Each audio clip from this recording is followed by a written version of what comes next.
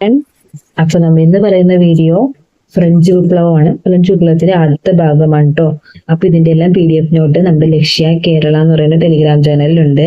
അപ്പൊ ലക്ഷ്യ യൂട്യൂബിലും ടെലിഗ്രാം ചാനലിൽ ഫോളോ ചെയ്യുന്നവർക്ക് നോട്ട്സുകളെല്ലാം കിട്ടുന്നതാണ് കേട്ടോ. അപ്പൊ ഈ നോട്ട്സ് നിങ്ങൾക്ക് വായിക്കാൻ അസൗകര്യമുള്ളവർക്കായിട്ട് ഒരു റീഡിംഗ് സെക്ഷൻ പോലെയാണ് നമ്മൾ പറഞ്ഞു പോകുന്നത്. അപ്പം ഞാൻ പഠിക്കുന്ന സോഴ്സ് കൂടി ഞാൻ പരിചയപ്പെടുത്തുവാണ്. ഫ്രഞ്ച് വിപ്ലവം നമുക്ക് ഇതിന്റെ ഒന്നാം ഭാഗത്ത് കിടക്കുവാണ്. ഫ്രഞ്ച് വിപ്ലവം വിപ്ലവങ്ങളുടെ മാതാവ് എന്നറിയപ്പെടുന്ന വിപ്ലവമാണ് ഫ്രഞ്ച് വിപ്ലവം. മറ്റു വിപ്ലവങ്ങൾക്ക് പ്രേരണയായ വിപ്ലവമാണ് ഫ്രഞ്ച് വിപ്ലവം. ജനകീയ പരമാധികാരം എന്ന ആശയം സംഭാവന ചെയ്ത വിപ്ലവമാണ് ഫ്രഞ്ച് വിപ്ലവം. രാജ്യം എന്നത് ഒരു പ്രദേശമല്ല, രാജ്യത്തെ ജനങ്ങളാണെന്ന് പ്രഖ്യാപിച്ച വിപ്ലവമാണ് ഫ്രഞ്ച് വിപ്ലവം. യൂറോപ്പിലെ ഫ്യൂഡൽ വ്യവസ്ഥ അവസാനിക്കാനും സ്വേച്ഛാധിപത്യ ഭരണ സംവിധാനങ്ങളിലേക്ക് പോകാനും മധ്യവർഗത്തിന്റെ ഉയർച്ചയ്ക്കും കാരണമായ വിപ്ലവമാണ് ഫ്രഞ്ച് വിപ്ലവം. സ്വേച്ഛാധിപത്യ രാജവാഴ്ചയ്ക്കും ഫ്യൂഡൽ വ്യവസ്ഥയ്ക്കുമെതിരെ 1789 ഫ്രാൻസിൽ നടന്ന വിപ്ലവമായിരുന്നു ഫ്രഞ്ച് വിപ്ലവം. നൂറ്റാണ്ടുകളായി ഫ്രാൻസിൽ നിലനിന്നിരുന്ന ഫ്യൂഡൽ സമ്പ്രദായത്തിനും ഇതോടെ വിരാമമായി. ഫ്രാൻസിൽ നിലനിന്നിരുന്ന സാമൂഹിക അസമത്വത്തിനും ഫ്രഞ്ച് വിപ്ലവം എതിരായിരുന്നു. ഭരണം, നീതിന്യായം, സൈന്യം തുടങ്ങി പൊതുജീവിതത്തിന്റെ എല്ലാ മേഖലകളിലും അസമത്വം പ്രകടമായിരുന്നു. ഫ്രാൻസിലെ ഭരണാധികാരികൾ ഏകാധിപതികളും ധൂർത്തന്മാരുമായിരുന്നു. ഫ്രാൻസ് ഭരിച്ചിരുന്ന ലൂയി രാജാക്കന്മാരുടെ വംശം അറിയപ്പെടുന്ന പേര് ബൂർബൻ വംശം. ബൂർബൻ രാജവംശത്തിന്റെ അധികാര കേന്ദ്രമായിരുന്നത് വേഴ്സായി കൊട്ടാരം. ഫ്രഞ്ച് വിപ്ലവത്തിലെ ഏറ്റവും പ്രധാനപ്പെട്ട ഡയലോഗുകളാണ് മീൻസ് നമ്മുടെ എക്സാമുകൾക്ക് വരുന്ന ഈ പ്രസ്താവനകളുണ്ടല്ലോ, അത് നാം എപ്പോഴും കറക്റ്റായിട്ട് പഠിച്ചു വെക്കണം. നമുക്ക് മാറിപ്പോവാനൊന്നും പാടില്ല, കാരണം എപ്പോഴും എക്സാമുകൾക്ക് ചോദിക്കുന്നതാണ്. പിന്നെ ഞാൻ പറയാൻ വിട്ടുപോയി, ഫ്രഞ്ച് വിപ്ലവം എന്ന് പറയുന്നത് നമ്മുടെ LGS ഇല്ലാത്ത ടോപ്പിക്കാണ് കേട്ടോ. അതായത് വേൾഡ് ഹിസ്റ്ററി നമുക്ക് ഡിഗ്രി ലെവൽ എക്സാമുകൾക്ക് ഉണ്ട്, പക്ഷെ LGS ഇല്ല. ഓക്കെ, അപ്പൊ ഞാനാണ് രാഷ്ട്രം, രാജാവിന്റെ അധികാരങ്ങളെല്ലാം ദൈവം നൽകിയതാണ്, അതിനാൽ രാജാവിനെ ചോദ്യം ചെയ്യാൻ ദൈവത്തിന് മാത്രമേ അധികാരമുള്ളൂ എന്ന് പറഞ്ഞത് ലൂയി 14. ഞാനാണ് രാഷ്ട്രം, രാജാവിന്റെ അധികാരങ്ങളെല്ലാം ദൈവം നൽകിയതാണ്, അതിനാൽ രാജാവിനെ ചോദ്യം ചെയ്യാൻ ദൈവത്തിന് മാത്രമേ അധികാരമുള്ളൂ എന്ന് പറഞ്ഞത് ലൂയി 14. എനിക്ക് ശേഷം പ്രളയം എന്ന് പറഞ്ഞത് ലൂയി 15. നിങ്ങൾക്ക് റൊട്ടിയില്ലെങ്കിൽ എന്താ കേക്ക് തിന്നുകൂടെ എന്ന് പറഞ്ഞതാരാ? മേരി ആന്റോയിനറ്റ്. ഫ്രഞ്ച് വിപ്ലവ സമയത്ത് രാജാവാരായിരുന്നു? ലൂയി 16. എസ്റ്റേറ്റുകൾ, അതായത് ഫ്രഞ്ച് സമൂഹത്തെ 3 തട്ടുകളായി തിരിച്ചിരുന്നു. ഈ തട്ടുകൾ അറിയപ്പെടുന്നത് എസ്റ്റേറ്റുകൾ എന്നാണ്. ഫ്രഞ്ച് സമൂഹം ഒന്നാമത്തെ എസ്റ്റേറ്റിൽ വരുന്നത് പുരോഹിതന്മാർ, രണ്ടാമത്തെ എസ്റ്റേറ്റിൽ വരുന്നത് പ്രഭുക്കന്മാർ, മൂന്നാമത്തെ എസ്റ്റേറ്റിൽ കച്ചവടക്കാർ, എഴുത്തുകാർ, അഭിഭാഷകർ, ഉദ്യോഗസ്ഥർ, അധ്യാപകർ, ബാങ്കർമാർ എന്നിവരടങ്ങിയ മധ്യവർഗം, പിന്നെ കർഷകർ, കൈത്തൊഴിലുകാർ കൂടി ഉണ്ടായിരുന്നു. ഒന്നാമത്തെ എസ്റ്റേറ്റ് പുരോഹിതന്മാരായിരുന്നു ഒന്നാമത്തെ എസ്റ്റേറ്റിൽ ഉണ്ടായിരുന്നത്. ധാരാളം ഭൂപ്രദേശം കൈവശം വച്ചു. കർഷകരിൽ നിന്നും തിതെ എന്ന പേരിലുള്ള നികുതി പിരിച്ചു. എല്ലാത്തരം നികുതികളിൽ നിന്ന് ഇവർ ഒഴിവാക്കപ്പെട്ടിരുന്നു. ഭരണത്തിലെയും സൈന്യത്തിലെയും ഉയർന്ന പദവികൾ നിയന്ത്രിച്ചു. അടുത്ത രണ്ടാമത്തെ എസ്റ്റേറ്റ് പ്രഭുക്കന്മാരായിരുന്നു രണ്ടാമത്തെ എസ്റ്റേറ്റിൽ ഉണ്ടായിരുന്നത്. സൈനിക സേവനം നടത്തി. കർഷകരിൽ നിന്ന് പലതരം നികുതികൾ പിരിച്ചു. വേതനം നൽകാതെ കർഷകരെ കൊണ്ട് പണിയെടുപ്പിച്ചു. നികുതികളിൽ നിന്ന് ഒഴിവാക്കപ്പെട്ടിരുന്നു. ആഡംബര ജീവിതം നയിച്ചു. വിശാലമായ ഭൂപ്രദേശം കൈവശം വച്ചു.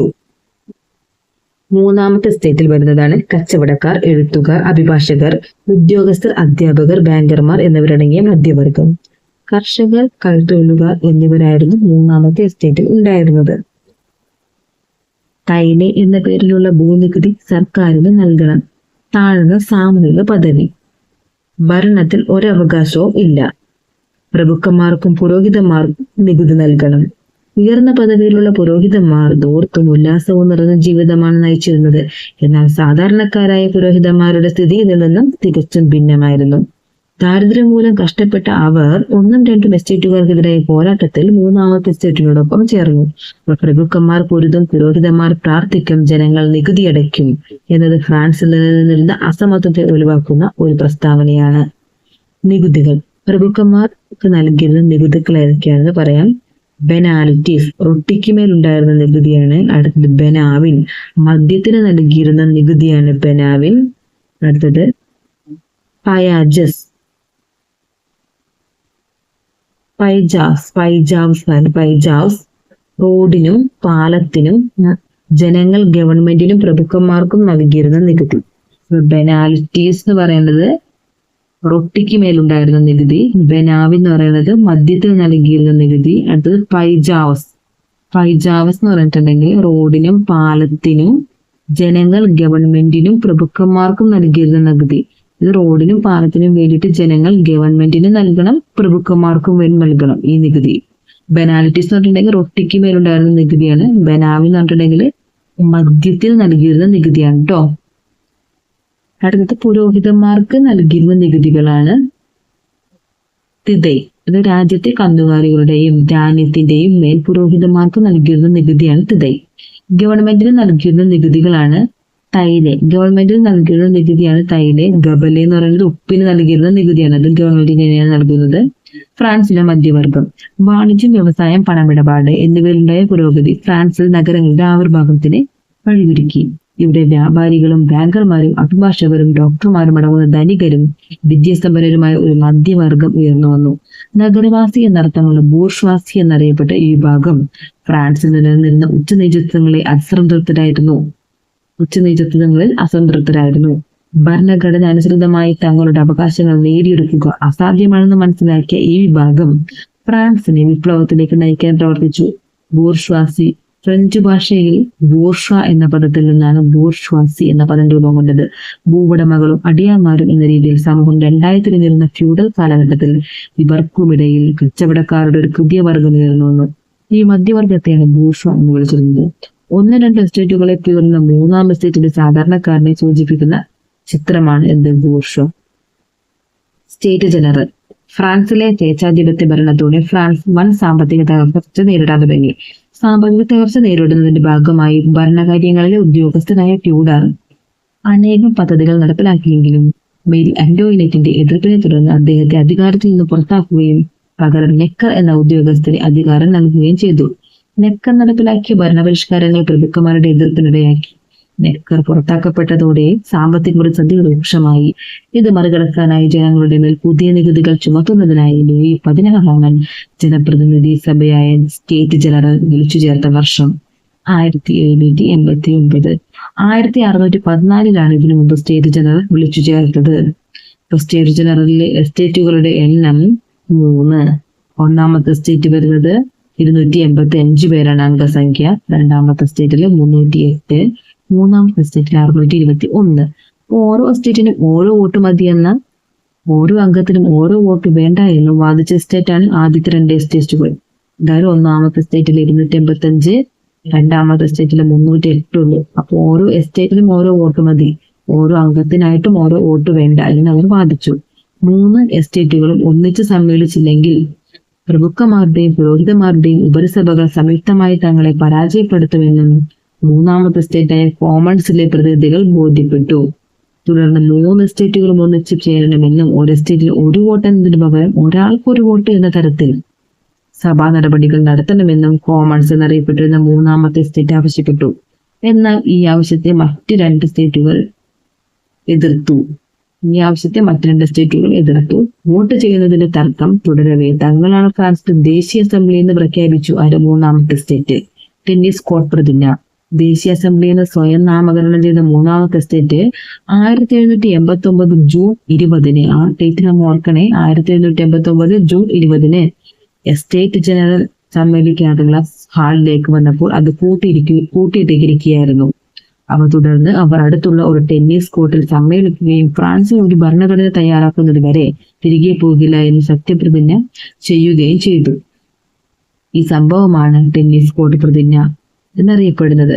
ബാസ്റ്റിൽ ജയിലിന്റെ പതനം. അതായത് ബോർബൻ രാജവാഴ്ചയുടെ പ്രതീകമായിരുന്ന ജയിലാണ് ബാസ്റ്റിൽ ജയിൽ. സ്വാതന്ത്ര്യം, സമത്വം, സാഹോദര്യം. അപ്പൊ ഈ ക്വസ്റ്റ്യൻ പേപ്പറിൽ ഈ ഇതുണ്ടാവും കേട്ടോ. അതായത് സ്വാതന്ത്ര്യം, സമത്വം, സാഹോദര്യം അത് എന്തുമായി ബന്ധപ്പെട്ടിരിക്കുന്നു ഒരു ക്വസ്റ്റ്യൻ ഉണ്ടായിരുന്നു. അത് ഫ്രഞ്ച് വിപ്ലവമാണ്, അമേരിക്കൻ വിപ്ലവം, അങ്ങനെ പല ഇത് നമുക്ക് ഓപ്ഷൻ ആയിട്ട് ഉണ്ടാകും. ഫ്രഞ്ച് വിപ്ലവമാണ് കേട്ടോ അതിന്റെ ആൻസർ. സ്വാതന്ത്ര്യം, സമത്വം, സാഹോദര്യം ഈ മുദ്രാവാക്യം മുഴക്കിക്കൊണ്ട് വിപ്ലവകാരികൾ തകർത്ത ജയിലാണ് ബാസ്റ്റിൽ ജയിൽ. ബാസ്റ്റിൽ ജയിൽ തകർത്ത വർഷം 1789 ജൂലൈ 14. ഫ്രാൻസ് ദേശീയ ദിനം ആചരിക്കുന്നത് ജൂലൈ 14. മനുഷ്യാവകാശ പ്രഖ്യാപനം. ബാസ്റ്റിൽ ജയിൽ ആക്രമണത്തിന് ശേഷം ദേശീയ അസംബ്ലി ഭരണഘടനാ നിർമ്മാണ സഭ എന്ന് സ്വയം നാമകരണം ചെയ്തുകൊണ്ട് ഫ്രാൻസിന് ഒരു ഭരണഘടന തയ്യാറാക്കി. ഈ ഭരണഘടനയുടെ ആമുഖം ഫ്രഞ്ച് ചിന്തകനായ റൂസോയുടെ ആശയങ്ങളുടെ പ്രതിഫലനമായ മനുഷ്യാവകാശ പ്രഖ്യാപനം എന്ന പ്രമാണത്തിൽ നിന്നായിരുന്നു. മനുഷ്യാവകാശ പ്രഖ്യാപനത്തിന് പ്രധാന കാതലായി മാറിയ റൂസോയുടെ കൃതിയാണ് സാമൂഹ്യ ഉടമ്പടി അഥവാ സോഷ്യൽ കോൺട്രാക്ട്. ഇത് കൃതികളൊക്കെ ആരുടെയാണെന്ന് ക്വസ്റ്റ്യൻ പേപ്പറിൽ ഉണ്ടാകും കേട്ടോ. ഞാൻ മുമ്പ് എഴുതിയ ക്വസ്റ്റ്യൻസ് പേപ്പറിലൊക്കെ ഉണ്ടായിട്ടുണ്ട്. ഈ കൃതികളുടെ നെയിം തന്നിട്ട് അത് എഴുതിയത് ആരാണെന്നൊക്കെ നമുക്ക് ചേരുമ്പടി ചേർക്കുന്ന ഫോളോയിങ്ങിനൊക്കെ ഉണ്ടാകും കേട്ടോ. അപ്പൊ ഫ്രഞ്ച് ദേശീയ അസംബ്ലി മനുഷ്യാവകാശ പ്രഖ്യാപനം പാസാക്കിയ വർഷം 1789 ആഗസ്റ്റ് 12. പാരീസ് നഗരത്തിലെ ആയിരക്കണക്കിന് സ്ത്രീകൾ ഭക്ഷണം വേണം എന്ന മുദ്രാവാക്യവുമായി വേഴ്സായി കൊട്ടാരത്തിലേക്ക് പ്രകടനം നടത്തിയ വർഷം 1789 ഒക്ടോബർ. ദേശീയ അസംബ്ലിയുടെ പരിഷ്കാരങ്ങൾ. ദേശീയ അസംബ്ലി വന്നിട്ട് എന്തൊക്കെ പരിഷ്കാരങ്ങളാണ് ഫ്രാൻസിൽ നടപ്പിലാക്കിയതെന്ന് പറയാം. ഫ്രാൻസിൽ ആകമാനം ഏകരൂപമായ ഒരു ഭരണവ്യവസ്ഥ ഏർപ്പെടുത്തി. ക്രൈസ്തവ സഭ ഭരണകൂടത്തിന്റെ നിയന്ത്രണത്തിലായി. സഭയുടെ ഭൂസ്വത്ത് ദേശസാൽക്കരിച്ചു. എല്ലാ വിഭാഗങ്ങൾക്കും തുല്യ നികുതി ചുമത്തി. പ്രഭുക്കന്മാരുടെ പ്രത്യേക അവകാശങ്ങൾ നിർത്തലാക്കി. ഫ്യൂഡലിസം നിർമ്മാർജ്ജനം ചെയ്തു. ഭരണഘടനാ വിധേയമായ രാജവാഴ്ച നിലവിൽ വന്നു. പിന്നെ റിപ്പീറ്റ് ചെയ്യാത്തത്, ചിലപ്പോൾ ചിലവർക്ക് റിപ്പീറ്റ് ചെയ്യുമ്പോൾ ബോറടിക്കും, അതുകൊണ്ടാണ് ഇപ്പൊ റിപ്പീറ്റ് ചെയ്യാത്തത്. ഇപ്പോ വീണ്ടും കേൾക്കണം എന്നുള്ളവർ ഒന്നുകൂടി വാച്ച് ചെയ്താൽ മതി. കാരണം ചിലപ്പോൾ റിപ്പീറ്റ് ചെയ്ത് പറയുമ്പോൾ ചിലവർക്കൊക്കെ ബോറടിക്കാൻ ചാൻസ് ഉണ്ട്. നിയമനിർമ്മാണ സഭയുടെ രൂപീകരണം. പുതിയ ഭരണഘടന പ്രകാരം ഒരു നിയമനിർമ്മാണ സഭ ഉണ്ടായി. ഈ നിയമനിർമ്മാണ സഭയിലെ പ്രധാന കക്ഷികളായിരുന്നത് ആരൊക്കെയാണ്? ജാക്കോബിനുകളും ജിറോണ്ടിസ്റ്റുകളുമാണ്. ജാക്കോബിനുകളും ജിറോണ്ടിസ്റ്റുകളും. ജാക്കോബിനുകൾ എന്ന് വെച്ചിട്ടുണ്ടെങ്കിൽ വിപ്ലവകരമായ ആശയങ്ങളുടെ വക്താക്കളാണ്. ജിറോണ്ടിസ്റ്റുകൾ എന്ന് വെച്ചിട്ടുണ്ടെങ്കിൽ മിതവാദികളാണ്. ജാക്കോബിനുകൾ താല്പര്യം പ്രകടിപ്പിച്ചത് ഭരണഘടനാ വിധേയമായ രാജവാഴ്ചയ്ക്ക് പകരം ഒരു റിപ്പബ്ലിക്കൻ ഭരണരീതി വേണം. അങ്ങനെയാണ് ഭരണഘടനാ വിധേയമായ രാജവാഴ്ചയ്ക്ക് പകരം റിപ്പബ്ലിക്കൻ ഭരണരീതി വേണം. പുതുതായി രൂപീകരിച്ച ഭരണഘടന അനുസരിച്ച് തിരഞ്ഞെടുക്കപ്പെട്ട ദേശീയ കൺവെൻഷൻ ഫ്രാൻസിന്റെ ഒരു റിപ്പബ്ലിക്കായി പ്രഖ്യാപിച്ച വർഷം എന്നാണ്? 1792 സെപ്റ്റംബർ. പുതുതായി രൂപീകരിച്ച ഭരണഘടന അനുസരിച്ച് തിരഞ്ഞെടുക്കപ്പെട്ട ഈ ദേശീയ കൺവെൻഷൻ ഫ്രാൻസിന്റെ റിപ്പബ്ലിക്കായി പ്രഖ്യാപിച്ച വർഷം 1792 സെപ്റ്റംബർ. രാജവാഴ്ച ഒഴിവാക്കിക്കൊണ്ടുള്ള ഭരണരീതി എന്തായിരുന്നു റിപ്പബ്ലിക് എന്നുകൊണ്ട് അവർ ഉദ്ദേശിച്ചത്? തുടർന്ന് രാജ്യദ്രോഹത്തിന്റെ ചുമതല ജാക്കോബിനുകളുടെ നേതൃത്വത്തിൽ ലൂയി 16നെയും പത്നിയായ മേരി ആന്റോയിനറ്റിനെയും ഗില്ലറ്റിൻ ഉപയോഗിച്ച് വധശിക്ഷയ്ക്ക് വിധേയരാക്കി. ഭീകരവാഴ്ച. അതായത് ലൂയി 16ന്റെ വധത്തെ തുടർന്ന് പല അയൽ രാജ്യങ്ങളും ഫ്രാൻസിനോട് യുദ്ധം പ്രഖ്യാപിച്ചു. തുടർന്ന് ഫ്രാൻസിൽ പലയിടത്തും ആഭ്യന്തര കലാപങ്ങൾ പൊട്ടിപ്പുറപ്പെട്ടു. ഇതേ തുടർന്ന് ഫ്രാൻസിന്റെ ആഭ്യന്തര കാര്യങ്ങൾ നിയന്ത്രിക്കുന്നതിന് ഒരു പൊതു സുരക്ഷാ കമ്മിറ്റി രൂപീകരിച്ച വർഷമാണ് 1793 ജൂലൈ. ഫ്രാൻസിൽ പലയിടത്തും ആഭ്യന്തര കലാപങ്ങൾ പൊട്ടിപ്പുറപ്പെട്ടപ്പോൾ ഫ്രാൻസിന്റെ ആഭ്യന്തര കാര്യങ്ങൾ നിയന്ത്രിക്കുന്നതിനായി ഒരു പൊതു സുരക്ഷാ കമ്മിറ്റി രൂപീകരിച്ചു. അതാണ് 1793 ജൂലൈയിലെ.